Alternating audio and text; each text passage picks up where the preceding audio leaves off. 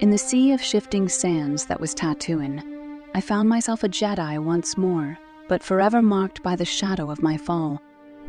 The Council had sent me to this sun-scorched planet, not for punishment nor penance, but on the whispers of a silent menace that lurked beneath the surface, a remnant perhaps of the dark history that I myself had once been a part of. I was to be the blade in the dark, to cut out this cancer before it could fester. This mission was also a test, a chance to prove my loyalty to the order that had shown me mercy, and perhaps a silent acknowledgement of the internal schism I still nursed, between the serene Jedi facade and the tumult that roiled underneath. As the twin suns bled their last light into the horizon, painting the sky with the hues of fire and blood, a canvas all too reminiscent of battlefields past, I made my way into the dim embrace of a local cantina. It was the kind of place where the galaxy's cast-offs found solace in obscurity, where the weight of the galaxy's politics seemed as distant as the cold stars above. My presence was a mere whisper among many, cloaked in nondescript robes that marked neither allegiance nor history. Amidst the medley of alien tongues, the scent of spiced liquors, and the occasional scuffle breaking out like a tempest in the raucous sea of dissolute souls, my ears caught the tender strains of a voice, out of place in its calm, its softness piercing the din with the poignancy of its tale. A young girl, human in form yet ancient in spirit, shared her heart's burden with an elderly Twi'lek who wore the wrinkles of time and empathy in equal measure. She spoke of Tarina, her elder sister, a casualty of the battle that raged at the Star Forge, a battle that was to be the crescendo of my dark symphony, where my betrayal had led to so much loss. As the girl wove the tapestry of her sorrow and solitude, I learned of the pillars of her life that had crumbled. First, her parents, lost to the fires of the Mandalorian Wars, and now Tarina, who fell in the first onslaught upon the Star Forge, where confusion sowed by my own treachery turned the tide. The battle had been swift, the lives snuffed out in an instant. They had unknowingly been betrayed by my hands, ensnared by the dark side's sweet, venomous whispers. Yet it was not the tale itself that ensnared me, but the aura that enveloped her. Through the force I could feel the waves of tranquility that flowed from her. It was a serenity so profound that it seemed to quell the clamor of the cantina around us, to mute the dissonant chords of my own inner conflict. The force around her was a still pond, undisturbed by ripples, reflecting a sky unmarred by the scars of war. The tranquility she exuded was not born of ignorance nor naivety. It was a peace hard won, a fortress painstakingly built upon the ruins of her grief. She had looked into the abyss of loss and despair, and had emerged not with the chaotic fury of the storm, but with the gentle inevitability of the sunrise that follows. It was a peace that stood in stark defiance of the tempest I carried within my soul, a tempest that had once threatened to consume the galaxy itself. Her serenity began to work upon the facades I had built, the layers of self-deceit that I had woven around my essence like a cocoon. It seeped into the cracks of my armor, whispering promises of a warmth I had not felt since the days of my innocence. Her forgiveness, her acceptance, her understanding. It was a mirror held up to my own inadequacy, a stark contrast to the inner labyrinth of guilt and self-recrimination I navigated daily. I sat there, a silent sentinel amidst the hubbub of the cantina, as her every word, her every inflection of calm acceptance chipped away at the barriers I had erected. The deep-seated conviction that I could ever find such peace seemed to wane with each pulse of the girl's resilient spirit. The night drew its cloak tightly around Tatooine. The cantina became an island amidst the darkness, and within it, I found myself at the edge of an epiphany. The facade I had presented to the world, the image of a Jedi reborn from the ashes of her fall, felt suddenly brittle. It was a masquerade that I could no longer maintain, not in the face of such genuine equanimity. It was as if the sands of Tatooine themselves, through the voice of this young girl, sought to erode the falsehoods that shrouded my true self. To reveal my identity to her, to confess my role in the tapestry of her suffering, seemed both a selfish act of contrition and a necessary step towards true atonement. Yet, as I watched the calm certainty with which she held herself, it became clear that the absolution I sought would not be found in her forgiveness, but in the labor of my own redemption. So I remained still, an observer to the peace I so desperately craved. The girl's unwitting guidance had provided me with a new direction, one not defined by the rigidity of the past, but by the possibility of growth, of change.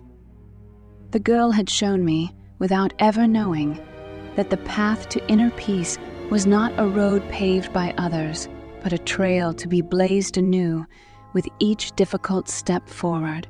But where she trod with the grace of one who has accepted the winds of fate, I found myself stumbling, grappling with the specters of my actions that refused to be left behind. As I made my way out of the cantina, the cacophony of raucous laughter and drunken revelries faded into a backdrop for my brooding thoughts. With each step, the sand seemed to shift beneath me, mirroring the tumult of my spirit. How could I walk forward when each grain was a reminder of the lives I had tread upon? The serenity that the girl embodied was a stark contrast to the relentless storm that raged within me. I could not, as she did, reach an oasis of forgiveness in this desert that bore witness to my sins. The echoes of the force that had once answered my command now whispered rebukes, for the galaxy may forget, but the force bore an eternal memory. My actions at the Star Forge had carved canyons of sorrow into the cosmos, and their shadows stretched long into my soul.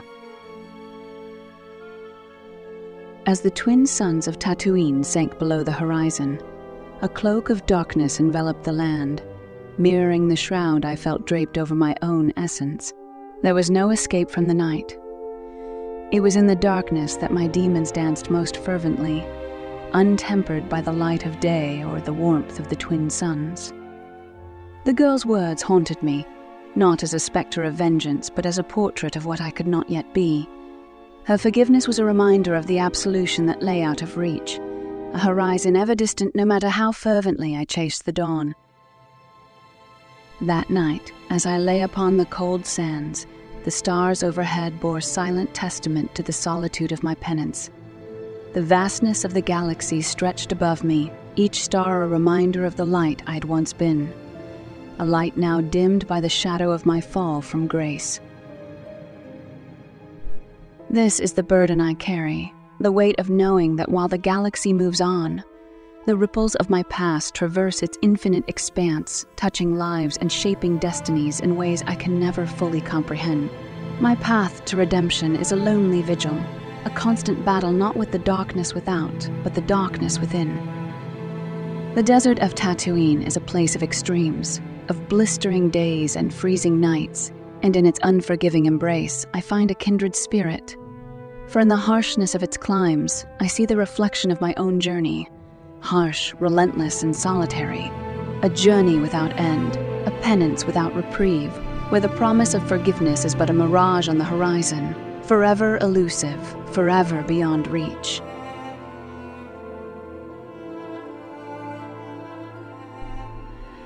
Forever elusive, forever beyond reach. Such is the mirage of forgiveness in the vast desert of my transgressions. And yet, in the stillness of Tatooine's night, in the silence that stretches like a sea between the stars, I find a perverse solace. The quiet offers no judgment, the sands no sympathy, and the stars, they do not weep for the fall of a Jedi. They are indifferent spectators to my turmoil, to the storm that rages within a heart too weary to break, too defiant to surrender. Here, beneath the indifferent gaze of the cosmos, I confront the paradox of my existence. That I am both less and more than I once was, diminished by my fall, yet somehow expanded by the breadth of my pain. My understanding of the Force has deepened. I see now its dual nature, not just light against dark, but as a boundless expanse where every shade of grey holds dominion.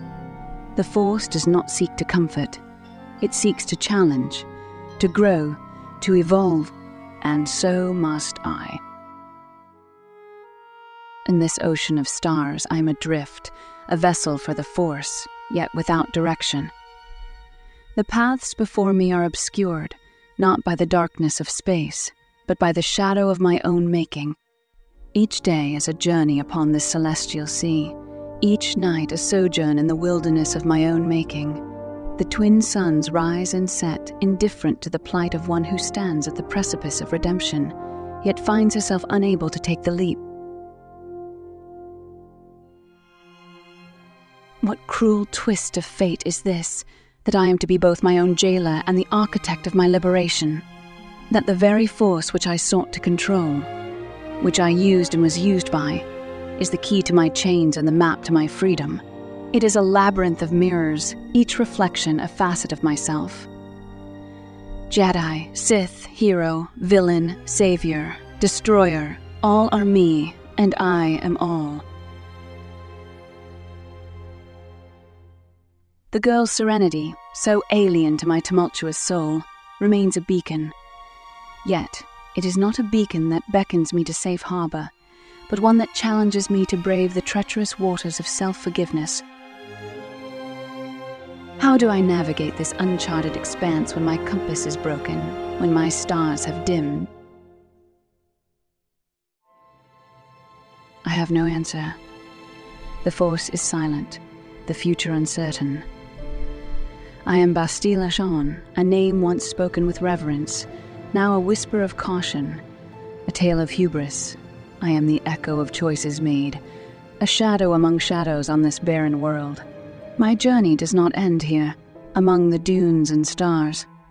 It continues, a relentless march through the night, a quest for dawn's light that is as much my curse as my only hope. Here, in the heart of the desert, I walk alone, yet in the force, I am ever entwined with the galaxy.